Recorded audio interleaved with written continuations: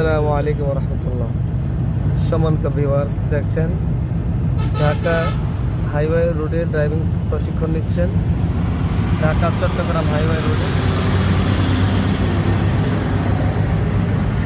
সাকিব বেদরা গ্রাম কোনটা? যশপুর গ্রামে মোহাম্মদ শাকিল ভাই।